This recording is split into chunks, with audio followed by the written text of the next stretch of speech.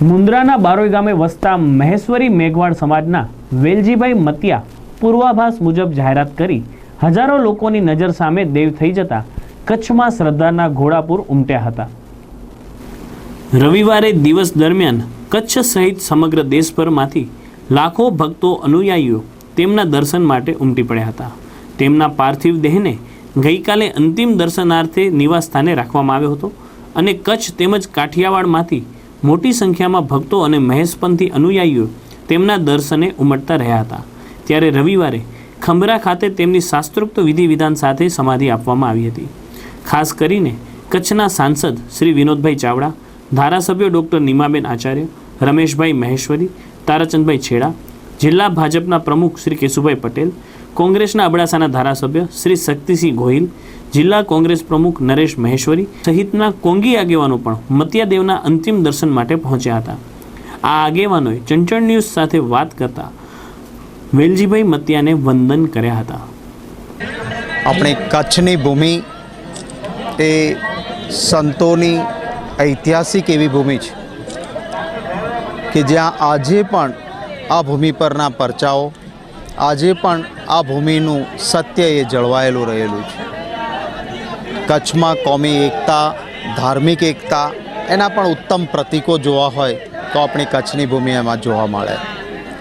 મહેશ્વરી સમાજના ધર્મગુરુ અને આમ જોઈએ તો બધા જ સમાજ, આજ કચ્છના ઇતિહાસ તો એવો કે કચ્છના મહારાવને પણ સિંહાસન પર બેસતા પહેલાં એ દલિત ધર્મગુરુ માતંગ જ્યાં સુધી તિલક ના કરે ત્યાં સુધી એ બેસી નહીં શકતા। એ પરંપરાવાળો આપણી આ ભૂમિ છે અને ત્યાંથી સામાન્ય રીતે માણસ મૃત્યુ એ અનિવાર્ય હોય છે છતાં એને સ્વીકારી શકતો નથી અને છેલ્લે સુધી માણસ મથતો રહેતો હોય છે કે જાણે મૃત્યુ ક્યારેય આવવાનું નથી। વિરલ સંતો જ એવા હોય છે કે જે મૃત્યુની સ્વીકૃતિ કરી શકે।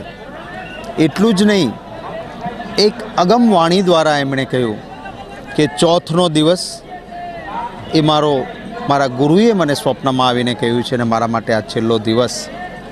માણસ બીજું બધું આયોજન કરતો હોય છે પરંતુ જે અનિવાર્ય છે એવા અંતિમ મૃત્યુ પછી ક્યાં પોતાના દેહને વિલીનીકરણ કરવાનું છે એ માણસ નક્કી નથી કરતો।